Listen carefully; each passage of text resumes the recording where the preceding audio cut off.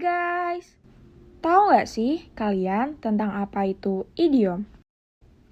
Idiom sendiri merupakan suatu kata yang maknanya sudah melekat dan tidak dapat diinterpretasikan dari makna-makna unsur pembentuknya. Lalu, apa sih gunaan idiom itu? Penggunaan idiom sering digunakan untuk menyatakan sesuatu secara tidak langsung kepada lawan bicara. Hanya dengan menyatakan di luar konteks, kata lebih mudah dimengerti oleh pendengar tanpa adanya kesalahan persepsi antara penutur dan petutur.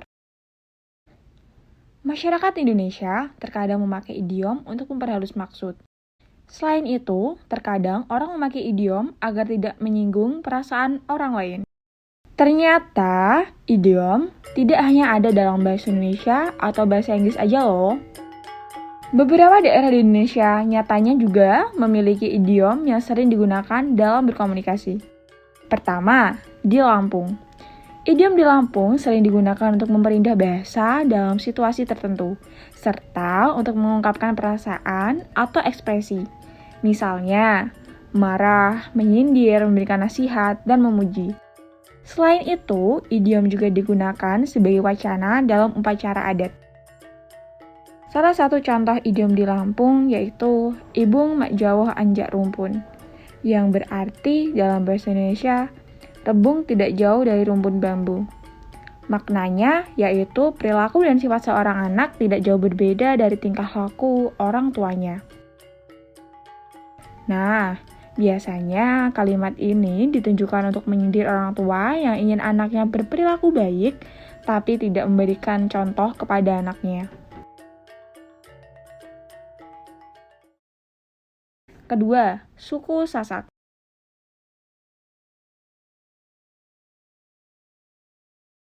Idiom dalam bahasa Sasak memiliki tuturan yang berbeda, tetapi maknanya sama.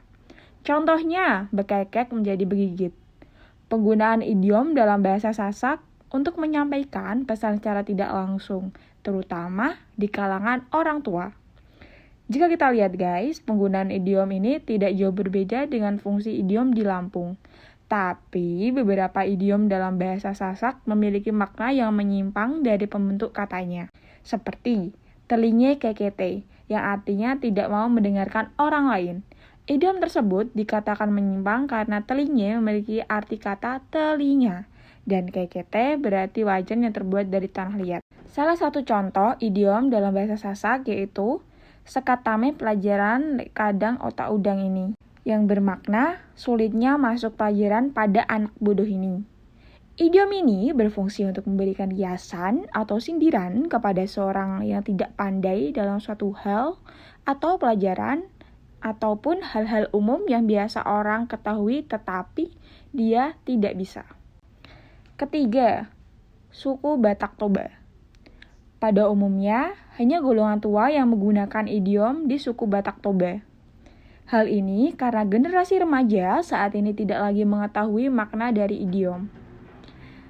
Idiom Batak Toba digunakan untuk memberikan nasihat bagi seseorang agar dapat berperilaku dan berpikir positif. Idiom juga sebagai sindiran serta berfungsi sebagai sebuah pengajaran. Salah satu contohnya seperti jolo ni dilat bibir asa ni dok hata, yang berarti dijilat dahulu bibir barulah berkata. Ayo, kira-kira apa sih fungsi dari idiom ini? Yups, benar banget.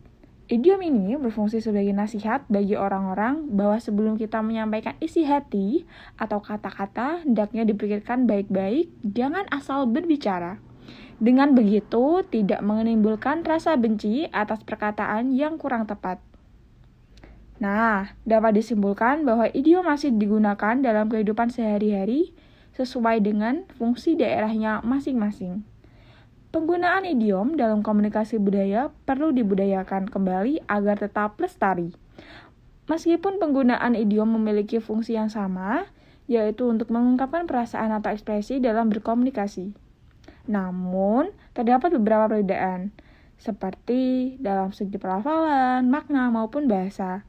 Hal itulah yang menjadikan idiom dimanfaatkan sebagai salah satu ragam kreativitas berbahasa di Indonesia. Pembahasan kali ini menarik bukan? Yuk, tulis di kolom komentar apa aja sih idiom yang ada di daerah kalian. Oke, sekian pembahasan dari tema kali ini. Sampai jumpa di pembahasan berikutnya. See you!